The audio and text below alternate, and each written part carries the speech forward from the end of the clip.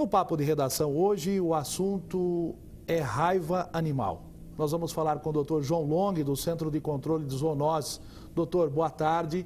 Em relação à raiva de animais, vamos falar um pouquinho desse assunto, porque muita gente, quando fala de raiva de animal, pensa que é só o cachorro que tem raiva. Tudo bem com o senhor? Boa tarde. Tudo bem, Laurenti. É realmente um prazer.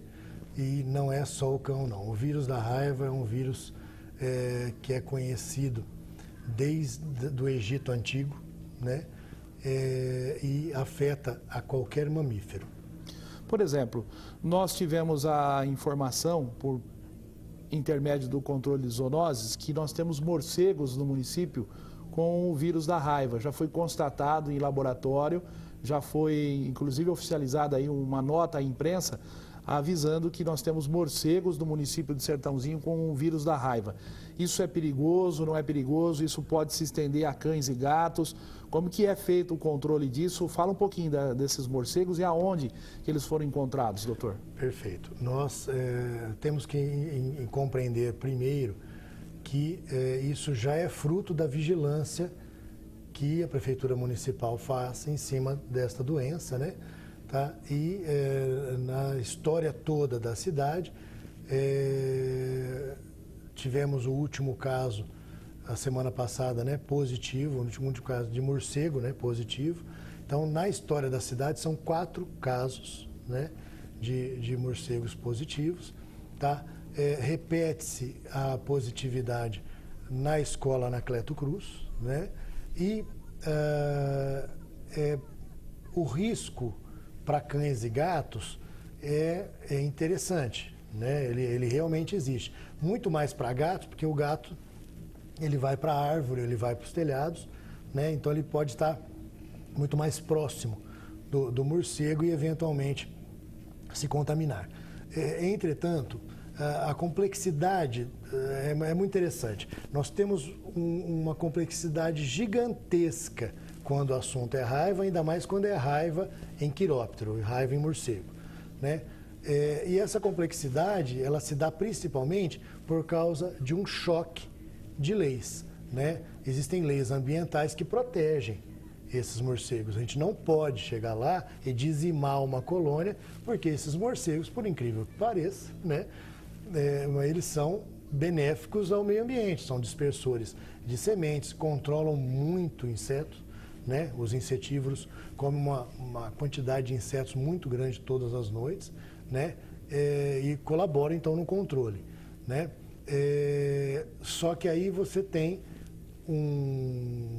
uma colônia em que o vírus está circulante e essa colônia está no teto ou nas árvores, né? Quem sabe, de uma escola onde as pessoas frequentam. Paradoxalmente, é extremamente complexo tudo, só que a prevenção é muito, mas muito simples para a pessoa não ter contato com o vírus rábico. É só e somente só não ter contato com o morcego, não ter contato direto com o morcego. Por exemplo, para a gente explicar, o morcego aqui próximo da gente, passa voando aqui, pousa aqui na mesa, nós não vamos ter o risco de contaminação com ele. Agora, se eu colocar a mão nele, assunto é outro. Eu passo a ter o risco.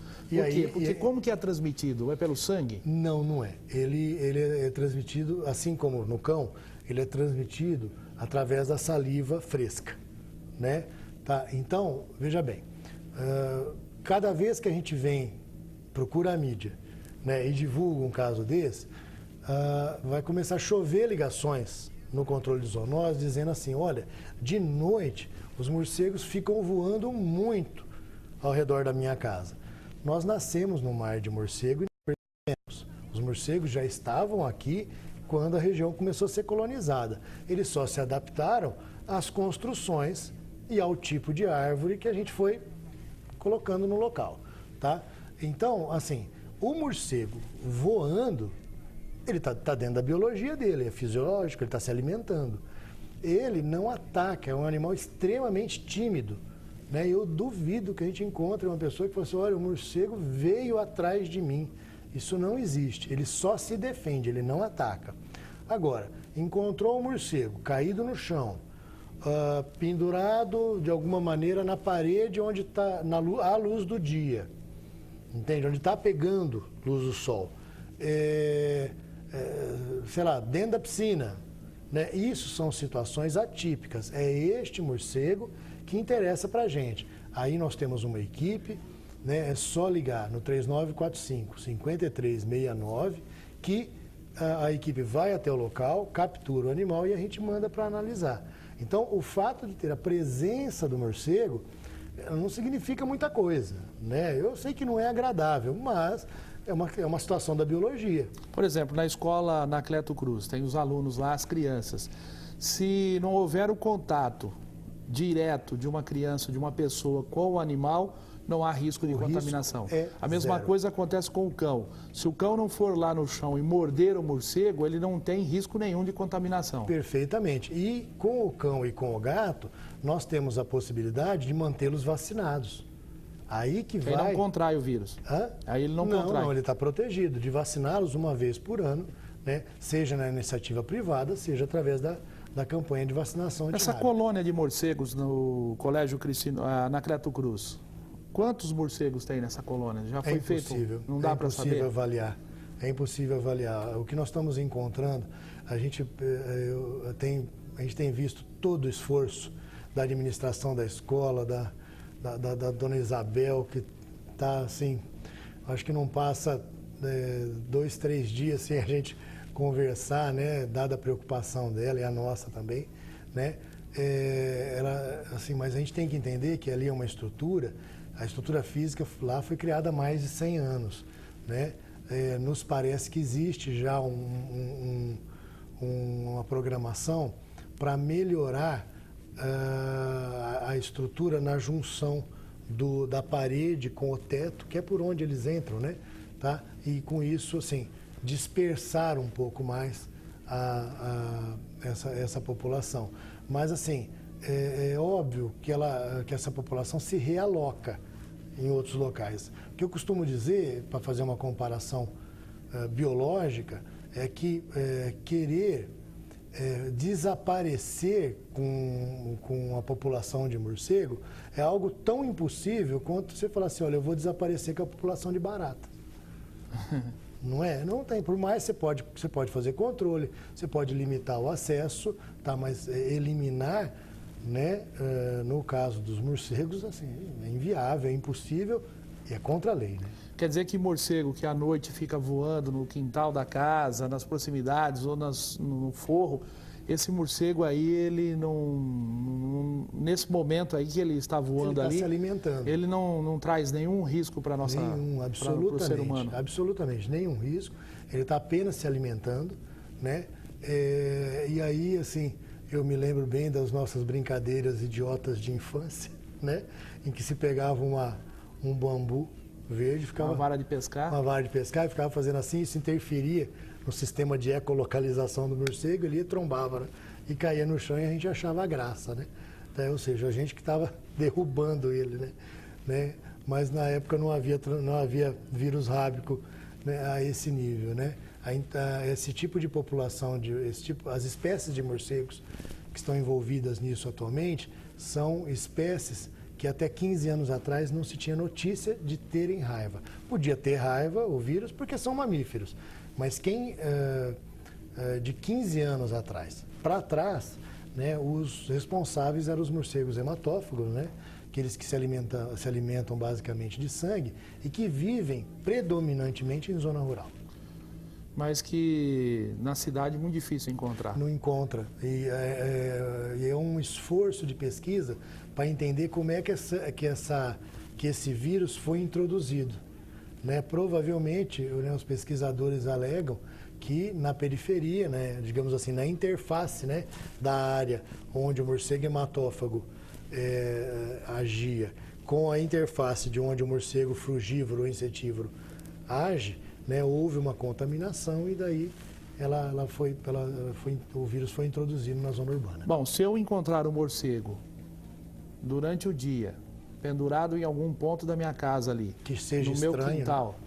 Ou no chão caído, é importante comunicar aos zoonoses? Só telefonar, nós vamos até o local, capturamos o animal com segurança e mandamos avaliar. Repete o telefone. 3945-5369.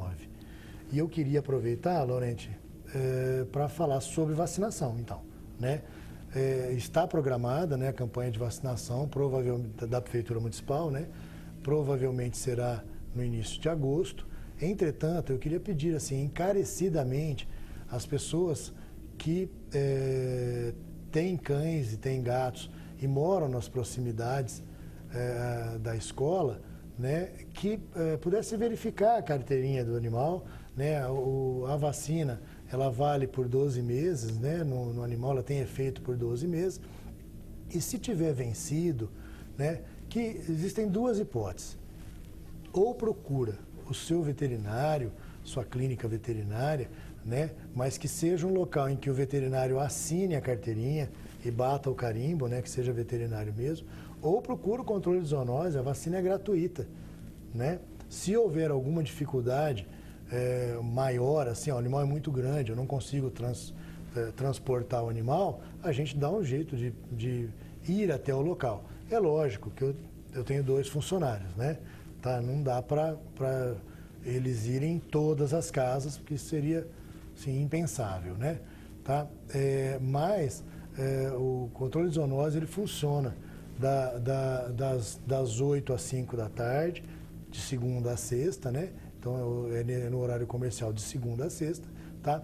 E a pessoa pode até agendar, né? Ligar lá e falar, olha, eu posso ir tal hora, e o funcionário fica esperando, né? Nós pedimos ontem, na terça-feira, um lote novo, né, de vacinas, né, mais 500 doses, que deve ser o suficiente para essas pessoas que moram ao redor buscarem buscarem vacinar, né, levarem seus animais até lá para vacinar, tá? Então estaremos, obviamente, à disposição para fazer o nosso trabalho. Muito obrigado, doutor. Eu que agradeço, Laurenti, sempre. O Papo de Redação falou com o Dr. João Long, ele é do Núcleo de Controle de Zoonoses do município de Sertãozinho, Dr. João Long, falando sobre morcegos que foram encontrados com o vírus da raiva na escola Anacleto Cruz, na área central da cidade. 4 morcegos na história de Sertãozinho, 3 foram encontrados na colônia ali da escola Anacleto Cruz, no centro da cidade. Portanto, todos os cães e gatos das imediações precisam ser vacinados. Podem procurar o Centro de Controle de Zoonoses no antigo matadouro. Leve o seu animal para tomar a vacina contra a raiva. Importante destacar que são morcegos que se alimentam de frutos e se alimentam de insetos. E que o vírus pode ser transmitido pela saliva fresca. Portanto, não tenha contato com o animal. Qualquer morcego em atitude suspeita próximo ali ao seu quintal, sua casa, sua calçada, não deixe o seu animal ter contato com o bicho e não deixe nenhuma das crianças, nenhum dos seus filhos e nem você tenha contato com o animal. Acione o Centro de Controle de Zoonoses do município que você será atendido. Muito obrigado, doutor. O Papo de Redação fica por aqui. A gente volta já já na sequência com o Ed Nascimento.